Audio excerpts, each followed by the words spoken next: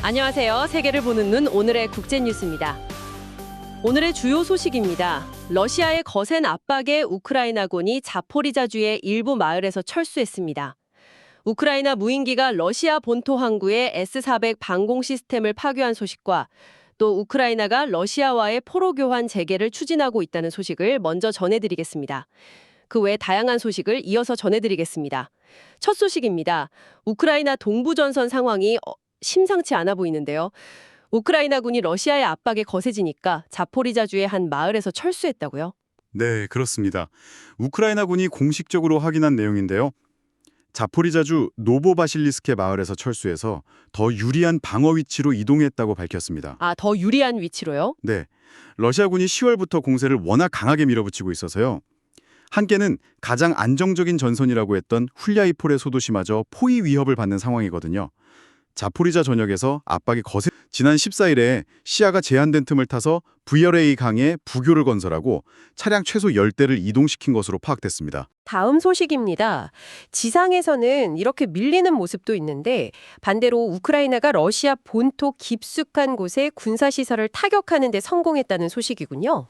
네, 그렇습니다. 우크라이나 보안국 SPU가 밝힌 내용인데요. 자국 무인기 UAV가 흑해 연안의 러시아 노브로시스크 항구랑 석유 시설을 공격했다고 합니다. 아, 항구를 직접 타격했군요. 네, 이번 공격으로 러시아의 최신 방공 시스템인 S-400 아시죠? 네, 러시아가 자랑하는 방공망이잖아요. 맞습니다. 그 S-400 발사대 4기하고 레이더 2기가 파괴된 것으로 확인됐습니다. 위성 사진으로도 확인이 된 건가요? 네, 우크라이나 매체가 확보한 위성사진을 보면요. 흑해 지역의 핵심 방공 부대 중 하나인 쿠반 붉은 깃발 연대 기지에서 S-400 발사대가 파괴된 모습이 그대로 포착됐습니다. 원래 그 기지에 발사대가 한 12개 정도 배치돼 있던 걸로 알려졌는데 추가적인 피해 가능성도 제기되고 있습니다. 이번 작전은 우크라이나 보안국과 군 정보국이 함께 수행했다고 합니다. 다음 소식입니다. 전쟁이 길어지면서 포로 문제도 참 시급할 텐데요. 우크라이나가 포로 교환을 다시 추진하고 있다고요. 네, 볼로디미르 젤렌스키 우크라이나 대통령이 직접 밝힌 내용입니다. 러시아와의 포로 교환을 재개하기 위해 노력하고 있다. 이렇게 말하면서 1,200명의 자국민을 데려오길 희망한다고 했습니다. 1,200명이요? 네, 이를 위해서 우크라이나 국가안보국 방한위원회 서기가 최근에 튀르키예하고 아랍에미리트를 방문해서 관련 협의를 진행한 것으로 알려졌습니다. 러시아 쪽 반응은 어떤가요? 아직 러시아 측에서는 공식적인 입장을 내놓지는 않고 있습니다. 다음 소식입니다. 이번엔 우크라이나 내부 문제인데요. 에너지 부문에서 대규모 부패 스캔들이 터지면서 젤렌스키 대통령이 직접 칼을 빼들었군요. 그렇습니다. 이게 젤렌스키 대통령 취임 이후에 터진 최대 규모의 부패 스캔들이라 파장이 큽니다. 결국 국영 에너지 기업에 대한 전면적인 개혁을 선언했는데요. 혐의가 뭔가요? 고위관리 여러 명이 에너지 기업 계약업체로부터 뇌물을 받은 혐의입니다. 개혁안에는 경영진을 교체하고 또 심층적인 재무 감사를 하는 내용이 포함되어 있습니다. 젤렌스키 대통령이 에너지 분야의 핵심 기업들을 재가동하고 있다 이렇게 말하면서 새로운 감독위원회와 지도부를 빨리 구성하고 CEO 공개 채용을 즉시 시행하라고 지시했습니다. 굉장히 강하게 나가네요. 네, 특히 국영 가스 기업 납토가스는 2026년 초부터 새로운 감독위원회가 활동할 수 있도록 긴급 채용을 진행해야 한다고 못 박았습니다. 다음은 중동 소식입니다. 러시아와 이스라엘 정상이 전화 통화를 갖고 가자지구 사태를 논의했군요. 네, 크렘린궁이 확인한 내용입니다.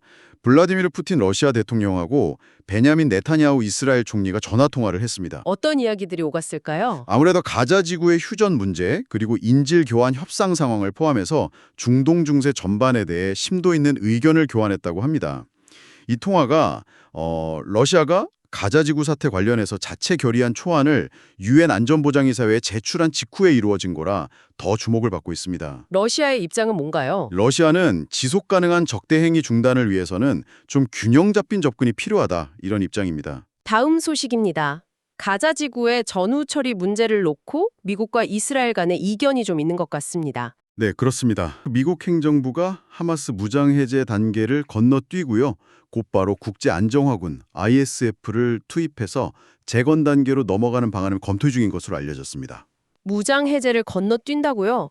이스라엘이 받아들이기 어려울 것 같은데요. 맞습니다.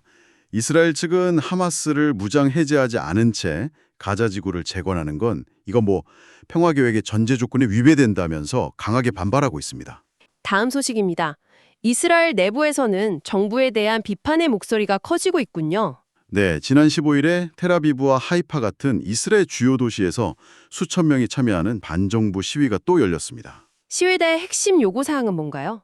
2023년 10월 7일 그 하마스의 기습 공격을 막지 못한 정부의 실패를 조사할 국가조사위원회를 설립하라는 겁니다. 아, 진상규명을 요구하는 거군요.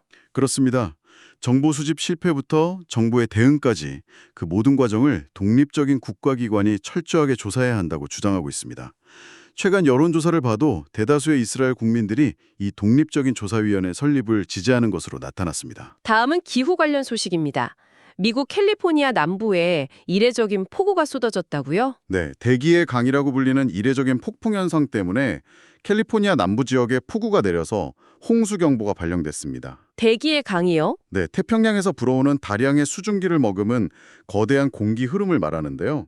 특히 최근에 대형 산불 피해를 입었던 로스앤젤레스 카운티 해안 지역에 돌발홍수나 진흙, 암석 같은 게 쏟아지는 산사태 위험이 커지면서 일부 지역에는 대피경보가 유지되고 있습니다.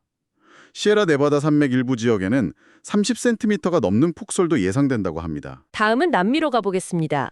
칠레에서 10년 만에 가장 예측하기 힘든 대통령 선거가 치러지고 있군요. 네, 칠레 국민들이 대통령 선거 투표에 나섰습니다. 불안한 치안, 범죄 증가, 불법 이민 문제에 대한 유권자들의 우려가 아주 팽배한 가운데 치러지고 있습니다. 특징적인 게 있다고요? 네, 2012년 이후 처음으로 의무 투표제가 부활했습니다. 여론조사 결과를 보면 8명의 후보 중에 과반을 득표하는 후보가 없을 것 같아서요. 12월 14일에 결선 투표가 치러질 가능성이 매우 높습니다. 현재 판세는 어떻습니까? 지금으로서는 좌파 연합 후보와 우파 성향의 베테랑 정치인인 호세 안토니오 카스트 후보, 이 두 사람의 양자 대결이 유력하고요. 우파가 근소하게 우위를 점하고 있는 것으로 분석됩니다. 다음 소식입니다. 멕시코에서는 폭력 사태에 항의하는 시위가 격렬해지고 있습니다. 네, 지난 16일에 멕시코 전역에서 수천 명이 거리로 나와 폭력 증가에 항의하는 시위를 벌였습니다. 시위가 격화된 계기가 있었나요? 네, 이달 초에 우루아판 시장이 공개석상에서 연설을 하다가 암살당한 사건이 기폭제가 됐습니다. 아, 시장이 암살당했군요. 그렇습니다. 수도 멕시코시티에서는 시위대가 대통령 관저인 국립궁전에 울타리를 부수면서 경찰과 충돌했고요. 경찰관을 중심으로 최소 120명이 다치고 20명이 체포됐습니다. 마약 카르텔 폭력의 중심지인 미추아칸 주 등 다른 도시에서도 시위가 계속 이어졌습니다. 다음 소식입니다.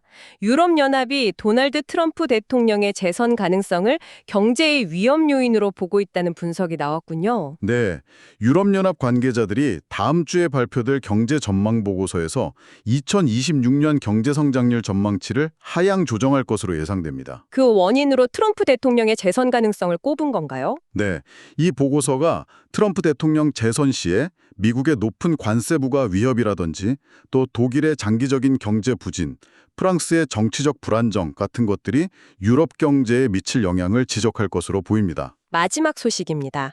5년 전 브라질에서 발생한 최악의 댐 붕괴 사고와 관련해서 영국 법원이 의미 있는 판결을 내렸습니다. 네, 영국 런던 항소법원이 세계 최대 광산 기업인 BHP가 2019년 브라질 부르마지뉴 댐 붕괴 참사에 대한 책임이 있다고 판결했습니다.